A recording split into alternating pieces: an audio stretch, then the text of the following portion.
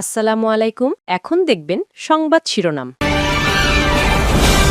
বগুড়া ৬ আসনে তারেক রহমানের পক্ষে মনোনয়নপত্র সংগ্রহ, সুষ্ঠু নির্বাচন আয়োজনে তিন বাহিনীর সাথে সিইসির বৈঠক। গণতন্ত্রকে শক্তিশালী করতেই দেশে ফিরছেন বিএনপির ভারপ্রাপ্ত চেয়ারম্যান, জানালেন সালাউদ্দিন আহমদ। মব কঠোরভাবে দমনের আহ্বান। সুদানে সন্ত্রাসী হামলায় নিহত ৬ বীর সেনার জানাজা হলো ঢাকা সেনানিবাসে। মরদেহ নিজ নিজ ঠিকানায় পৌঁছানোর পর রাষ্ট্রীয় মর্যাদায় দাফন। দিল্লির হাইকমিশনের সামনে উগ্র ডানপন্থী হিন্দু গোষ্ঠীর বিক্ষোভ, বাংলাদেশ বিরোধী স্লোগান। চট্টগ্রামে ভারতীয় ভিসা সেন্টার পরবর্তী নির্দেশ না দেয়া পর্যন্ত বন্ধ ঘোষণা। এতক্ষণ দেখছিলেন সংবাদ শিরোনাম, এখন দেখবেন বিস্তারিত। বগুড়া ৬ আসনে বিএনপির ভারপ্রাপ্ত চেয়ারম্যান তারেক রহমানের পক্ষে মনোনয়নপত্র সংগ্রহ করা হয়েছে। বেলা ১২টার দিকে রিটার্নিং কর্মকর্তার কার্যালয় থেকে মনোনয়ন ফর্ম সংগ্রহ করেন জেলা বিএনপি সভাপতি রেজাউল করিম বাদশাহ সহ নেতাকর্মীরা। এ সময় তারা বলেন, তারেক রহমান আসনটিতে নির্বাচনে অংশ নেয় নেতাকর্মীদের পাশাপাশি সাধারণ মানুষও উচ্ছ্বসিত।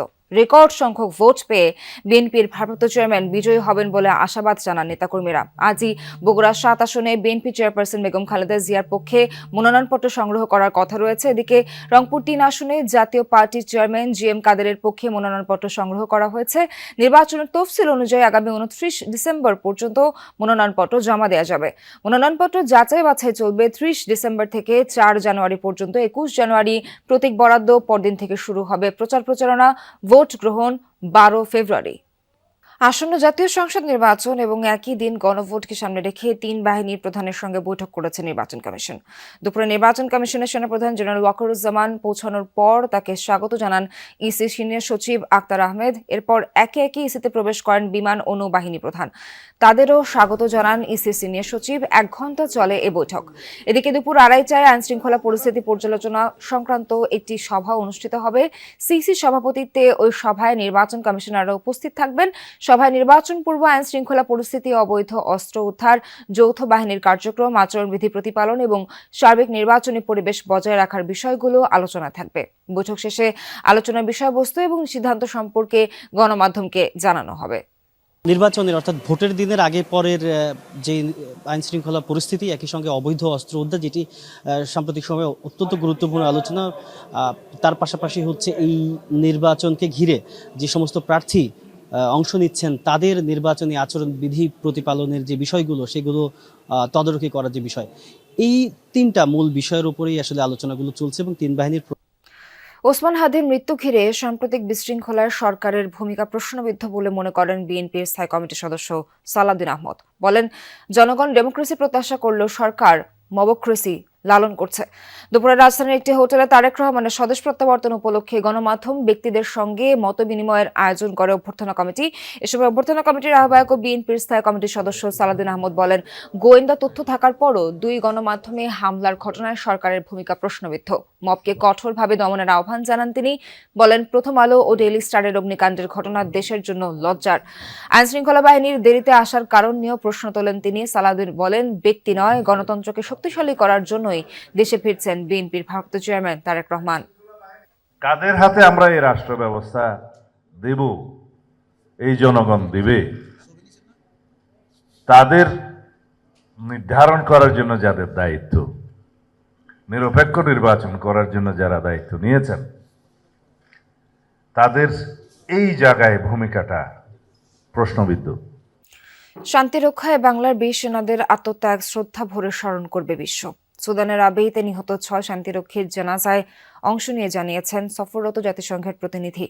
সকালে ঢাকা সেনানিবাসে কেন্দ্রীয় মসজিদে হয় নিহতদের জানাজা। পরে রাষ্ট্রপতি, প্রধান উপদেষ্টা, তিন বাহিনীর প্রধান এবং জাতিসংঘের পক্ষ থেকে ফুলের শ্রদ্ধা জানানো হয়। রাষ্ট্রীয় মর্যাদায় তাদের নিজ নিজ ঠিকানায় হবে দাফন। লাল সবুজ জাতীয় পতাকা আর জাতিসংঘের নীল রঙের পতাকায় আবৃত বাংলার বীরদের কফিন। বিশ্ব শান্তি রক্ষায় তারা উৎসর্গ করেছেন জীবন। সুদানের আবেইতে সন্ত্রাসীদের বর্বরোচিত ড্রোন হামলায় নিহত সেই ৬ শান্তিরক্ষীর মরদেহ শনিবার পৌঁছায় বাংলাদেশে। রোববার সকালে ঢাকা সেনানিবাসে শুরু হয় জানাজার আনুষ্ঠানিকতা। শুরুতেই শাহাদাত বরণকারী ব্যক্তিদের জীবন বৃত্তান্ত পড়ে শোনানো হয়। পরিবারের পক্ষ থেকেও করা হয় স্মৃতিচারণ। ছেলে কিংবা ভাইকে হারিয়ে অশ্রুসিক্ত হয়ে পড়েন অনেকে। যদি কারো মনে কোনো রকম কষ্ট দিয়ে থাকে, আপনার আল্লাহর মেহেরবানিতে তাকে ক্ষমা করে দেবেন, আর তাকে আল্লাহর হস্তে সবাই মাফ করে দেবেন। আমার বাবা খুব একটা সৎ একটা বাবা ছিল, আমার দেশের লোক। সগের স্যার আমার গ্রামের আমার বাবার কথা বললে আর শেষ করার মতন কোনো কায়দা আমার নুর ইসলাম মন্ডল বেঁচে থাকলে হয়তো আরো গর্ববোধ করতো যে তার ছেলে শহীদ হয়েছে। বাহিনীর প্রতি তার এত আনুগত্য ছিল, আপনাদের সাথে সে সময় কাটিয়েছে। আমার ভাতিজার জন্য সকালের কাছে দোয়া চাচ্ছি। পরিবারের প্রতি সমবেদনা জানান ঢাকায় আসা জাতিসংঘের প্রতিনিধি। জানান, বিশ্ব শান্তি রক্ষায় বাংলাদেশি সেনাদের এমন আত্মত্যাগ শ্রদ্ধা ভরে মনে রাখবে বিশ্ব। They were soldiers of peace. তারা ছিলেন শান্তির সৈনিক, একই সাথে তারা ছিলেন পথ প্রদর্শক, বন্ধু, পিতা, ভাই এবং দিল্লির বাংলাদেশ হাইকমিশনের সামনে উগ্র ডানপন্থী হিন্দু গোষ্ঠীর 20 থেকে 25 জনের একটি দল বিক্ষোভ করে গতকাল রাতে, দেয় বাংলাদেশ বিরোধী স্লোগান। হাইকমিশনের এক সূত্র থেকে জানা গেছে, শনিবার রাত 9টার দিকে একদল উগ্র ডানপন্থী হিন্দু গোষ্ঠী দিল্লিতে বাংলাদেশ হাইকমিশনের সামনে উচ্চ স্বরে স্লোগান দিতে থাকে। 20 থেকে 25 জনের একটি দল 4 থেকে 5টি গাড়িতে করে সব নিরাপত্তা বেষ্টনী অতিক্রম করে বাংলাদেশ হাউসের মূল ফটকের সামনে উপস্থিত হয়। সেখানে তারা বাংলাদেশ বিরোধী নানা স্লোগান দেয় এবং ভারতে নিযুক্ত বাংলাদেশের হাইকমিশন রিয়াজ হামিদুল্লাহকে হুমকি দেয়। কূটনৈতিক সূত্রগুলোর মতে, এ ধরনের ঘটনা দিল্লির কূটনৈতিক পাড়ায় নজিরবিহীন। দীর্ঘ সময় স্লোগান দেওয়ার পর তারা বাংলাদেশ হাউসের সামনে থেকে চলে যায়। সে সময় হাইকমিশনের রিয়াজ হামিদুল্লাহ ও তার পরিবারের সদস্যরা বাংলাদেশ হাউসেই অবস্থান করছিলেন। নিরাপত্তা বাহিনীর কোনো কার্যকর পদক্ষেপ না নেওয়ায় তারা সম্পূর্ণ নিরাপত্তাহীন অবস্থায় ছিলেন বলে কূটনৈতিক সূত্রগুলো জানিয়েছে। ঘটনার সময় বাংলাদেশ হাউসের নিরাপত্তায় নিয়োজিত বাংলাদেশ বাহিনীর সদস্যরা নীরব ভূমিকা পালন করেন বলে অভিযোগ উঠেছে।